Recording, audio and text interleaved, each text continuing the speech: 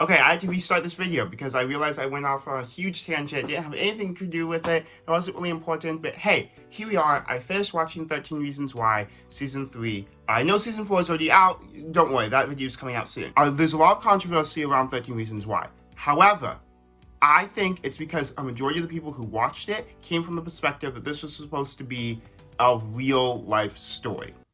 And it was marketed as a real life story. If you take it as a Riverdale-esque story, where it's what teens would do in an unrealistic scenario, I think you'll enjoy it a lot more. Because I will give 13 Reasons Why credit, despite all controversy and all that, they, one, have amazing production quality, okay? Two, the acting is pretty great, especially since it's a bunch of, teens. They deal with real-life scenarios that teens deal with, and real life struggles that teens deal with every single day, and they do it fairly well. I don't think they've hit an issue yet that I strongly disagree with how they did it. There's some things that we differ on, and I would have wrote the story a little bit differently, or I would have taken a different path if it was me personally, but none of them are unrealistic, terrible, absolutely no one would do this in real life. It's all very realistic. And that's the fourth thing. This is very realistic. These feel like real teens responding to a slightly crazy, unrealistic scenario. I don't feel like I'm watching these otherworldly beings. I feel like I'm watching real teens react to an unreal scenario.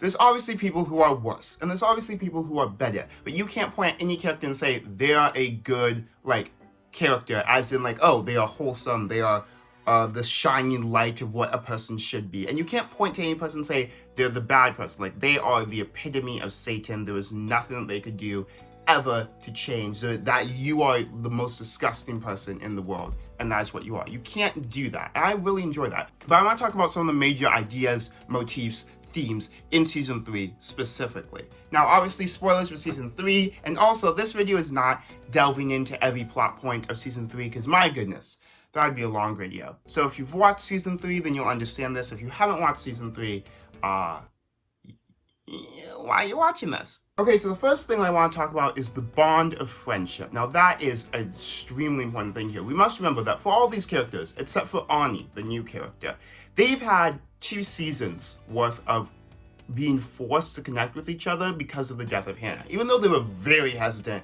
in season 1 because they were all trying to keep their own personal secrets.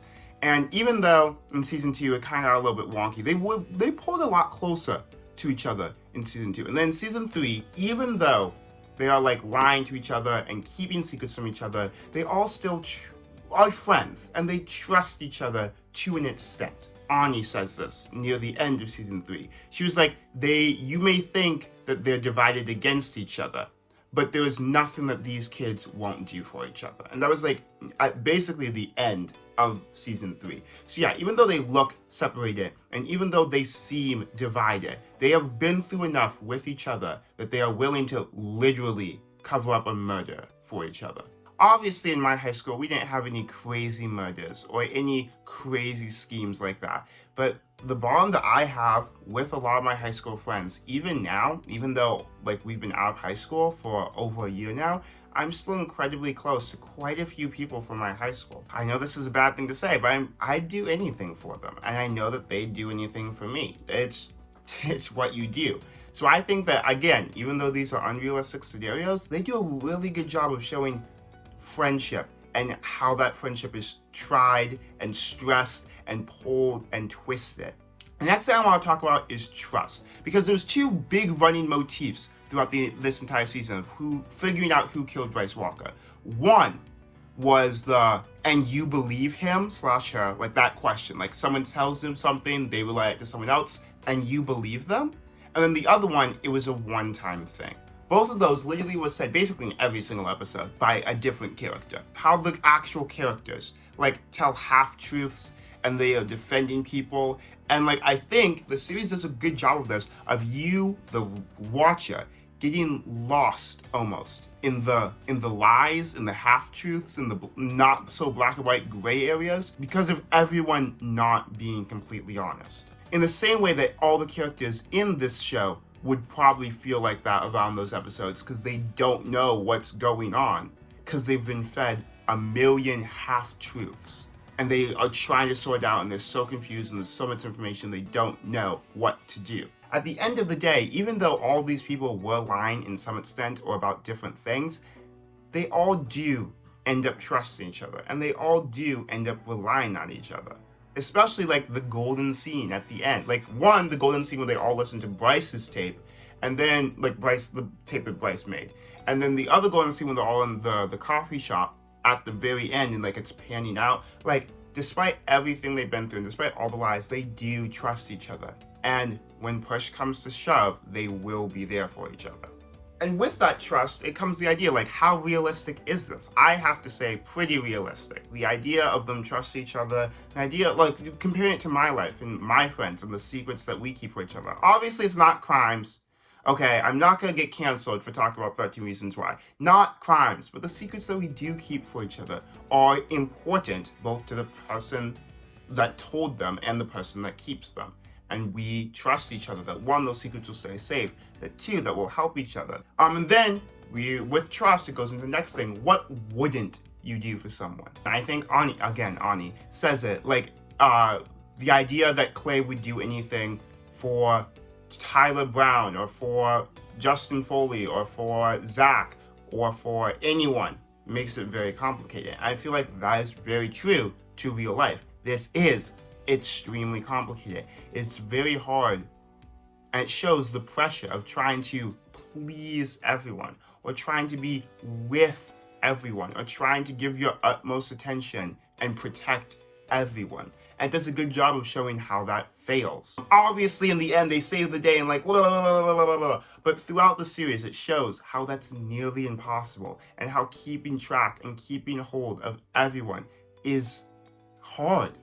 It's so hard to do. Showing Clay as not just protective, but obsessive shows how easy it can go from trying to protect all of your friends to being obsessive of everything that they do. Now, I want to talk about this, the invincibility mentality of teens. They do a very good job, a very annoying job at the teen invincibility mentality, literally taking on drug dealers, lying to the police, manipulating situations, framing the murder on someone who didn't do it. Like, they are, also they're jumping to conclusions and just believing that they're right. They are very good at showing the stubbornness and the idiocracy that teens have. It's annoying and it's terrible, but it's realistic, and I'm very proud that they showed it. Then we go into secrets. But yeah, the idea of keeping secrets from adults, very realistic, very accurately described, even though they shouldn't. Even when they literally should not be keeping secrets from adults. The fact that they do, it's annoying. I hate it. I had to pause it and just like stop and cringe because it's true. It's a part of growing up, learning to be independent from your parents. And we make mistakes. And it doesn't necessarily always work out like it does for these characters, but it's real.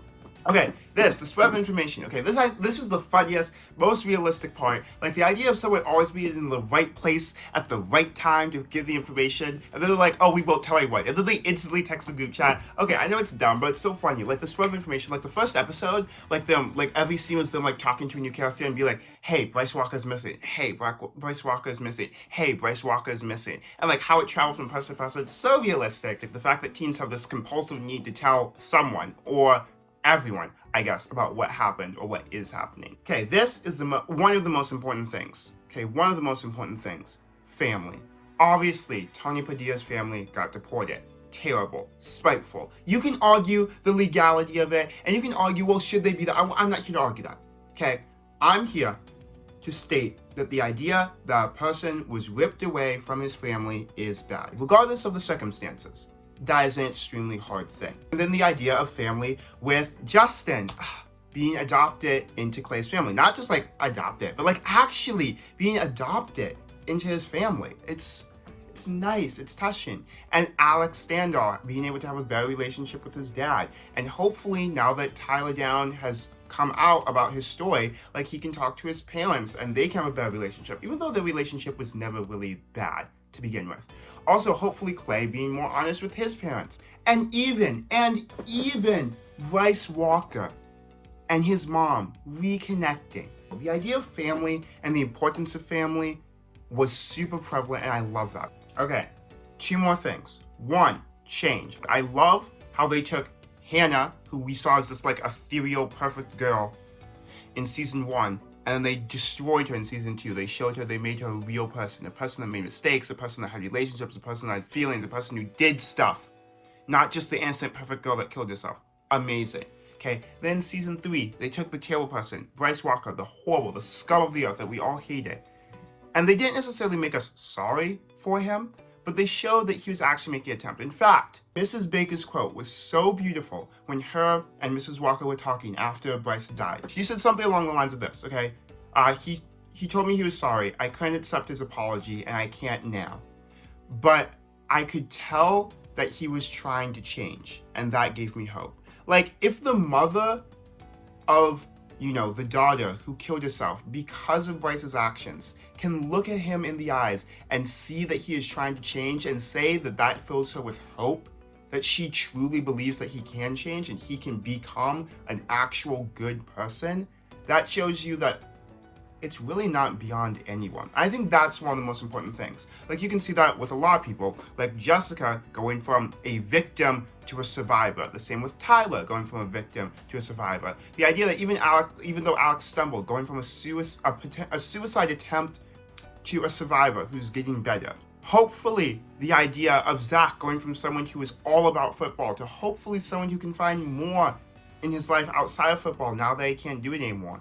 And Justin going from literally protecting Bryce, a drug addict, a street rat, that sounds so bad, a drug dealer, like all of that, to going to someone who truly cares about people and is trying to better himself and admits that he needs help to better himself, and to helping others as well. Change. Even showing Bryce Walker change. And I pointed this out, I wasn't sure if I was going to mention it because I wasn't sure if it fit, but I'm going to point this out. It took until the end of episode 6 for any character to say that Bryce didn't deserve to die.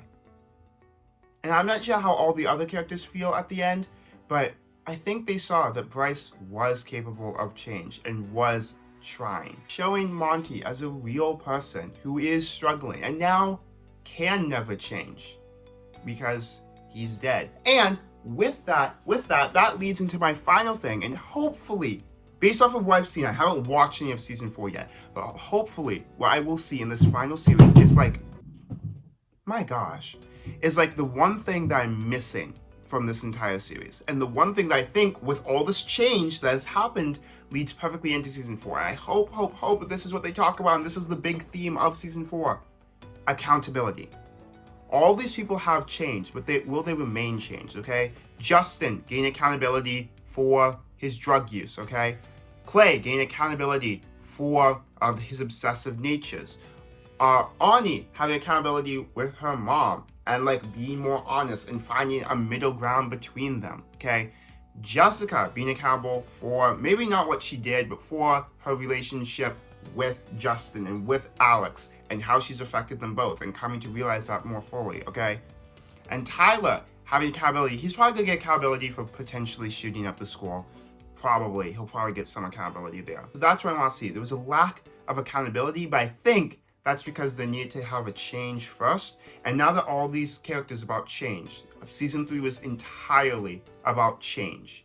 Now it's time for the season about accountability. And that gives me hope, especially since season 4 is the finale. It's the end. But leaving it off there as being in a stable place where accountability is had would be the best place to leave it. So that's my hopes for season 4, accountability. But yeah, that's all the things I really wanted to talk about for season 3. Overall, like I said, if you're going out with the perspective like, oh, this is realistic, teens acting in this scenario, blah, blah, blah, don't. Okay?